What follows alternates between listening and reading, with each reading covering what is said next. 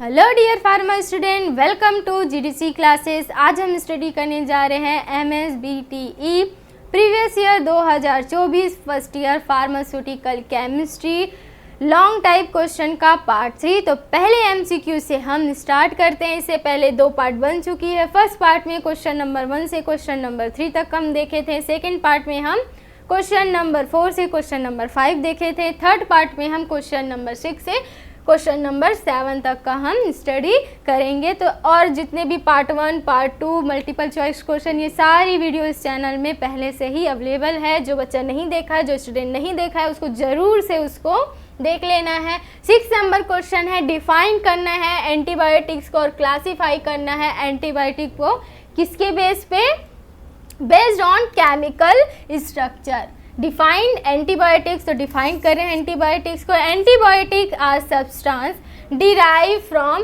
Living organism, there semi synthetic modification और synthetic process. ठीक है, दे फंक्शन, क्या फंक्शन होगा ये, पहले हम क्या समझे। एंटीबायोटिक जो होता है वो डेरिवेटिव रहता है। ठीक है, या तो वो लिविंग ऑर्गेनिज्म से डायरेक्ट अवेलेबल हो जाएगा या फिर उसको सेमी सिंथेटिक तरीके से भी ऑब्टेन कर सकते हैं, साथ ही साथ सिंथेटिक तरीके से भी इसको बनाया जा सकता है। ठीक है, इसका फंक्शन क्या होगा, they function by inhibiting the growth और डिस्ट्रॉइंग माइक्रो ऑर्गेनिज्म। ठीक है, या तो माइक्रो ऑर्गेनिज्म के ग्रोथ को इनहिबिट कर सकते हैं या तो उसको पूरी तरीके से डिस्ट्रॉय कर दिया जाता है। ये इसका मैकेनिज्म हो गया। This drug are crucial for treating disease causes by microbial infection. Example के लिए बेंजिल पेनिसिलिन, एम्पिसिलिन हो गया। ठीक है, सिफिलेक्सिन हो गया, स्ट्रेप्टोमाइसिन हो गया और नियोमाइसिन आ जाता है। अब इसके क्लासिफिकेशन देखते हैं केमिकल स्ट्रक्चर के बेस पे। ठीक है, तो सल्फोनामाइड एंड रिलेटेड ड्रग में आ जाता है सल्फा डायाजीन आ जाता है, सल्फोन आ जाता है, डेप्सोन आ जाता है, पैरामिनो सैलिसिलिक एसिड पास आ जाता है, डाई एमिनो पायरिमिडिन आ जाएगा, इसमें ट्राइमेथोप्रिम आ जाएगा और पायरीमेथामीन आ जाता है, क्यूनोलोन्स में आ जाता है, नैलिक्सिक एसिड आ जाता है, नॉरफ्लॉक्सासिन आ जाता है, सिप्रोफ्लॉक्सासिन आ जाता है और प्रिलीफ्लॉक्सासिन आ जाता है। बीटा लैक्टम एंटीबायोटिक में पेनिसिलिन, सिफेलोस्पोरिन, मोनोबैक्टम और कार्बेपिनम आ जाएगा। टेट्रासाइक्लिन स्ट्रक्चर रखने वाला ऑक्सीटेट्रासाइक्लिन, डॉक्सीसाइक्लिन हो गया। ठीक है, मिनोसाइक्लिन आ जाता है। नाइट्रोबेंजीन डेरिवेटिव रखने वाला क्लोरएम्फेनिकॉल आ जाएगा। एमिनोग्लाइकोसाइड के लिए स्ट्रेप्टोमाइसिन, जेंटामाइसिन हो गया, एमिकासिन हो गया, नियोमाइसिन आ जाएगा। मैक्रोलाइड एंटीबायोटिक में एरिथ्रोमाइसिन, क्लेथ्रोमाइसिन और एजिथ्रोमाइसिन आ जाएगा। लिनकोसामाइड एंटीबायोटिक में लिंकोमाइसिन आ जाएगा और क्लिंडामाइसिन आ जाएगा। ग्लाइकोपेप्टाइड एंटीबायोटिक में आ जाता है वेंकोमाइसिन और टीकोप्लेनिन आ जाएगा। ऑक्साजोलिडिनॉन में आ जाता है लिनोजोलिड आ जाएगा। पॉलीपेप्टाइड एंटीबायोटिक में आता है पॉलीमिक्स बी क्लोस्टिन और बैक्टासिन और टायरोट्राइसिन आ जाएगा। नाइट्रोफ्यूरॉन डेरिवेटिव में नाइट्रोफ्यूरेंटॉइन आ जाएगा, फ्यूराजोलिडोन आ जाता है। नाइट्रोइमिडाजोल के क्लास में आ जाता है मेट्रोनिडाजोल, टिनिडाजोल आ जाएगा। निकोटीन एसिड डेरिवेटिव में आइसोनियाजाइड हो गया, पायराजिनामाइड हो गया और इथियोनामाइड आ जाएगा। पॉलिन एंटीबायोटिक में निस्टेटिन हो गया, एम्फोटेरिसिन बी हो गया, हेम्सिन आ जाएगा। एजोल डेरिवेटिव में मिकोनाजोल, कोट्रिमाजोल हो गया, कीटोकोनाजोल, फ्लूकोनाजोल हो गया। अदर ड्रग में रिफेम्पिसिन, स्पेक्टिनोमाइसिन हो गया, सोडियम फ्यूसिडेट आ जाएगा, साइक्लोसेरिन आ जाएगा, वैनकोमाइसिन आ जाता है।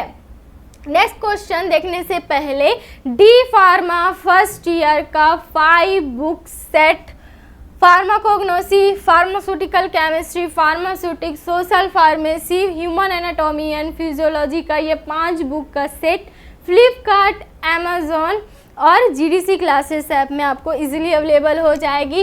लास्ट क्वेश्चन देखते हैं, एक्सप्लेन करना है कॉम्प्लेक्सोमेट्री टाइट्रेशन और एसिड बेस्ड टाइट्रेशन को। तो पहले देखते हैं एसिड बेस टाइट्रेशन। टाइट्रेशन क्या होता है, दो टर्म से बना हुआ रहता है, टाइट्रेंट और टाइट्रेट। रेंट वर्ड जो रहेगा, एन वाला जो रहेगा वो स्टैंडर्ड सॉल्यूशन रहता है, मतलब क्या हुआ, इसका कॉन्सेंट्रेशन नोन रहता है, ठीक है।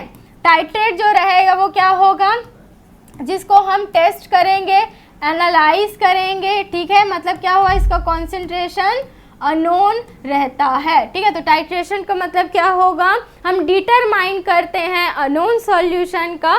कैसे करेंगे, हम नोन सॉल्यूशन के कॉन्सेंट्रेशन को यूज़ करके अननोन सॉल्यूशन के कॉन्सेंट्रेशन को आइडेंटिफाई करते हैं। इस प्रोसीजर को टाइट्रेशन बोला जाता है। तो एसिड बेस्ड टाइट्रेशन का प्रिंसिपल अगर हम देखेंगे तो ये किस पे डिपेंड करता है, ये न्यूट्रलाइजेशन प्रोसीजर पे डिपेंड करता है, ठीक है। तो an acid based titration is a method quantitative analysis for determine the concentration of an acid या फिर base by exactly neutralizing it with a standard solution of a base और acid having known concentration, ठीक है।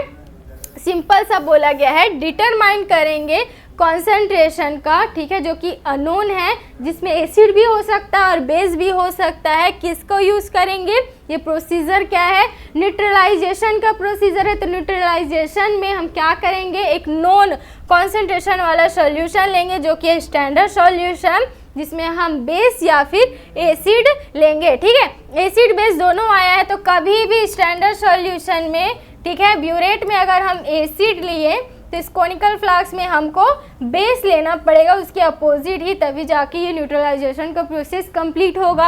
अगर हम इसमें base लिए हैं तो इसमें हम क्या लेंगे, एसिड लेंगे, तो हमेशा उसके अपोजिट ही लिया जाता है। In an acid based titration base is typically use to neutralizing the acid, ठीक है। क्या होगा प्रोसीजर, यहाँ पे एक हम ले लिए हैं HCl जो कि कैसा नेचर रख रहा है, एसिड का नेचर रख रहा है। NaOH जो कि क्या नेचर रख रहा है, ये बेस का नेचर रख रहा है। HCl एसिड हो गया, NaOH बेस हो गया, दोनों को हम रिएक्शन कराए हैं तो H2O वाटर निकला, ठीक है, और NaCl, ठीक है। तो क्या हुआ, वाटर और सॉल्ट निकलता है, ठीक है। तो लास्ट में क्या हुआ, वो न्यूट्रलाइज हो जाता है। तो इस तरीके से न्यूट्रलाइजेशन के बेस पे ये डिपेंड करेगा। मेनली दो टाइप का होता है, एसिडिमेट्री और एल्केलीमेट्री। एसिडिमेट्री मतलब क्या है, आपको पहले से ही पता है कि इसमें एसिड प्रेजेंट है, तो स्टैंडर्ड सॉल्यूशन में एसिड यूज होगा, तो किसको हम आइडेंटिफाई करेंगे, बेस को। तो acidimetry use to determine the concentration of base substance using standard acid. Alkalimetry में जस्ट क्या हो जाएगा, इसके अपोजिट एल्केलाइन मतलब क्या बेसिक नेचर का है, तो किसको आइडेंटिफाई करेंगे, हम एसिड को करेंगे, ठीक है। तो alkalimetry use to determine the concentration of acid substance using standard base. Sample में बेसिक ड्रग लेंगे सच एस, जैसे कि इफेड्रिन हो गया, एड्रेनलिन हो गया, कैफीन हो गया, इसाइक्लोविर हो गया। एसिडिक ड्रग मिलेंगे, नैलेक्सिक एसिड हो गया और फ्लोरोयूरासिल हो गया। इंडिकेटर में क्रिस्टल वायलेट यूज़ होता है और थाइमोल ब्लू यूज़ होता है एल्केलीमेट्री में। और इसके टाइप्स में अगर हम देखेंगे तो स्ट्रॉन्ग एसिड, स्ट्रॉन्ग बेस हो गया।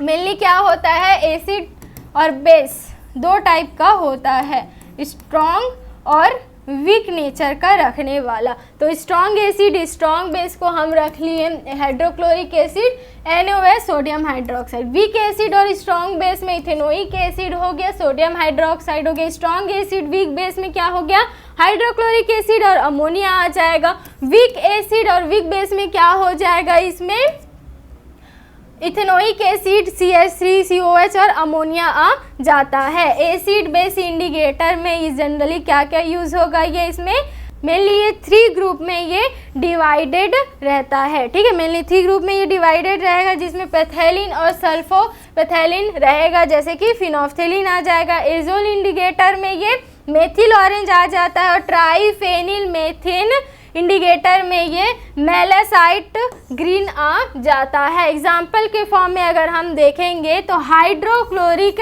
एसिड जो कि कैसा है, अनोन कॉन्सेंट्रेशन है, ठीक है। तो हम क्या करेंगे, इसको किस फॉर्म में यूज करेंगे, if you have a solution of a hydrochloric acid of unknown concentration you can titrate it with a solution of sodium hydroxide. HCl acid nature है, उसके अपोजिट में क्या लेंगे, बेस लेंगे sodium hydroxide of a known concentration by measuring the volume of a NaOH required to neutralizing the HCl you can calculate the concentration of the HACl solution, ठीक है। HACl को हम वॉल्यूमेट्रिक फ्लास्क में लिए और standard solution में हम क्या लिए, ब्यूरेट में क्या लिए हम NaOH सोडियम हाइड्रोक्साइड को हम ले लेते हैं, ठीक है। कॉम्प्लेक्सोमेट्रिक टाइट्रेशन में, कॉम्प्लेक्सोमेट्री मतलब नाम से ही पता चल रहा है दो चीज़ का एक कॉम्प्लेक्स बनता है। तो मेनली ये मेटल आयन के लिए यूज़ होता है। तो मेटल आयन है तो इसमें एक वर्ड बहुत इंपॉर्टेंट है, लिगेंड, ठीक है।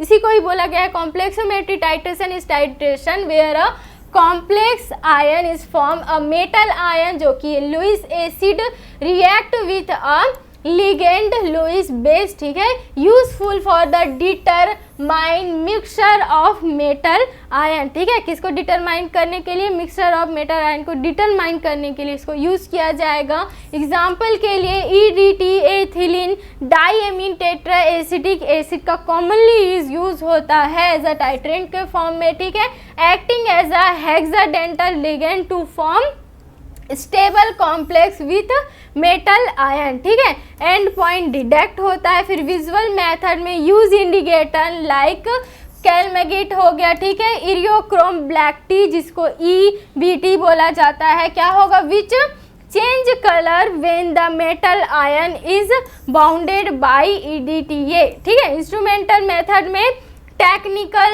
Technique like photometric potentiometry offer more precise end point detection करने के लिए होगा, ठीक है। इन इसेंस में आ जाता है complexometric titration use the strong binding of metal ion by ligand like EDTA to determine their concentration with the end point signal by a colour change of indicator और इंस्ट्रूमेंटल मेथड, ठीक है। अब इसका एक एक पॉइंट को अच्छे से देखेंगे। तो पहले देखते हैं इसका टाइप में आ जाता है डायरेक्ट टाइट्रेशन, नाम से पता चल रहा है डायरेक्टली होगा। इनडायरेक्ट में इनडायरेक्ट तरीके से करेंगे, एल्किलीमेट्रिक टाइट्रेशन ऑफ मेटल होगा। बैक टाइट्रेशन होगा, रिप्लेसमेंट जिसको डिस्प्लेसमेंट और सब्स्टिट्यूएंट टाइट्रेशन भी बोला जाता है, ठीक है। 5 टाइप हम देख लिए, डायरेक्ट, इनडायरेक्ट, बैक, एल्किलीमेट्री और रिप्लेसमेंट टाइट्रेशन। एक एक को देखते हैं। डायरेक्ट टाइट्रेशन में क्या होगा, मेटल आयन और EDTA क्या है, रिएक्शन करेगा और क्या बनेगा, मेटल EDTA कॉम्प्लेक्स बनाता है। इनडायरेक्ट टाइट्रेशन में क्या हो जाएगा, this is a direct determination. इसी को ही हम थोड़ा सा अच्छे से समझेंगे, पहले रिएक्शन देख लेते हैं। डायरेक्ट टाइट्रेशन में क्या हम देखे थे, मेटल आयन और EDTA दोनों रिएक्शन करके क्या बना रहा है, मेटल EDTA कॉम्प्लेक्स बनाता है। तो इसी को ही हम वर्ड्स में कैसे लिखेंगे, this is a direct determination of metal ion by adding standard EDTA titrant to the sample solution. Carbon, zinc, nickel can be determined by using direct titration method. Next है indirect titration. This method is use to determine the ion such as halide हो गया, phosphate हो गया, sulphate हो गया, ठीक है। इसको डायरेक्ट जो है ये EDT के साथ क्या है, कॉम्प्लेक्स नहीं बनाता है, इसलिए that do not form complex with EDTA। Halide हो गया, फास्फेट हो गया, सल्फेट हो गया, डायरेक्ट उसे क्या EDTA के साथ कॉम्प्लेक्स नहीं बनाता है, ठीक है। तो in the determination of sulphate ion SO4 2 minus ion solution is treated with access of standard solution of barium ion, ठीक है। बेरियम आयन का एक्सेस स्टैंडर्ड सॉल्यूशन हम लेंगे किसका, सल्फेट को आइडेंटिफाई करने के लिए। The form precipitation of BaSO4, ठीक है, BaSO4 बन के ये बाहर निकल जाएगा, ठीक है। फिर उसको क्या करेंगे, इस filtrated off an unreacted barium ion, ठीक है, जितना बेरियम आयन था और जितना सल्फेट था वो क्या किया, रिएक्ट होके बाहर निकल गया। अब जो बचा हुआ, ठीक है, जो unreacted barium ion presence in a filtrate is a titrated with EDTA, ठीक है। तो बचा हुआ बेरियम आयन है उसको क्या कर रहे हैं, EDTA के साथ रिएक्शन कर रहे हैं। तो यहाँ पे क्या हुआ, सल्फेट को हमको आइडेंटिफाई करना था, तो हम डायरेक्टली सल्फेट को EDTA के साथ रिएक्शन नहीं करा रहे, हम क्या करा रहे हैं, पहले बेरियम के साथ उसको बाहर निकालिए। जो बचा हुआ बेरियम था, अब आपको पता है कि आप 10 बेरियम लिए हुए हैं, तो इसमें क्या हुआ, 8 जो है वो बाहर निकल गया है, बेरियम सल्फेट बनके 2 बचा हुआ। ये कैसे पता चलेगा आपको, EDTA के साथ हम जब टाइट्रेशन करेंगे तो बेरियम का जो बचा हुआ रहेगा उसको टाइट्रेट कर रहे हैं, फिल्ट्रेट करके टाइट्रेट करेंगे EDTA के साथ। In this way we are able to indirectly determine the amount of sulfate ion presence in the sample solution. तो इस तरीके से हम डायरेक्टली तरीके से हम आइडेंटिफाई कर लिए। एल्कलीमेट्री टाइट्रेशन ऑफ मेटल में क्या हो जाता है, in this method acid based titration utilize करते हैं, जिसमें metal EDTA complex is form where will be the liberated of proton form disodium edetate resulting in forming of acid, ठीक है। The liberated acid is used for titration with standard alkaline. The end point of the titration can be determined by using either visual pH indicator or by potentiometric method, ठीक है। तो इस तरीके से हम एल्कलीमेट्री titration देख लिए हैं। फोर्थ है back titration. In this method and excess, back बोल रहे हैं मतलब थोड़ा सा हमको और बचा के रखना पड़ेगा हमारा स्टैंडर्ड सॉल्यूशन। तो in this method and excess of standard EDTA is added to the sample solution of metal, ठीक है। तो sample M1 excess of standard solution, जितना ये मेटल है उतना लेके ये मेटल EDTA कॉम्प्लेक्स M1 और EDTA बना लिया, ठीक है। जो अनरिएक्टेड स्टैंडर्ड EDTA रहेगा वो क्या होगा, ये स्टैंडर्ड मेटल 2 के साथ रिएक्ट करेगा। तो 2 मेटल यूज हो रहा है।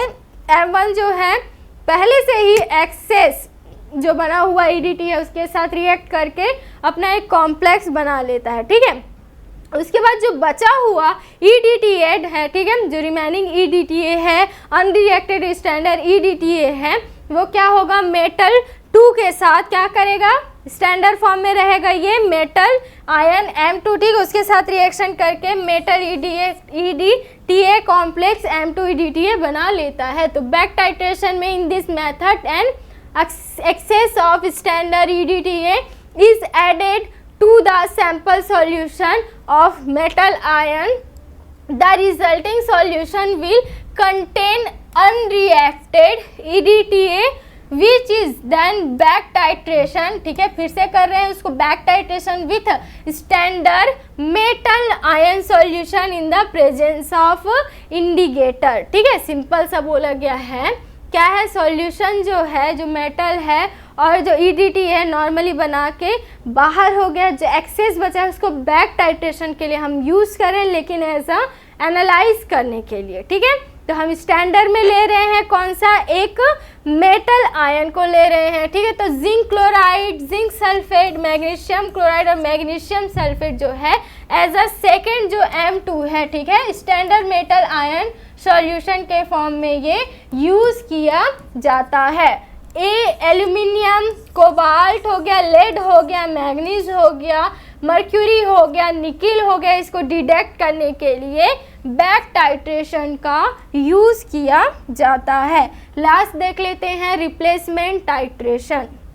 रिप्लेसमेंट टाइट्रेशन नाम से पता चल रहा है रिप्लेस करता है। नॉर्मली पहले ये देख लो, कैल्शियम, मैग्नीशियम, EDTA।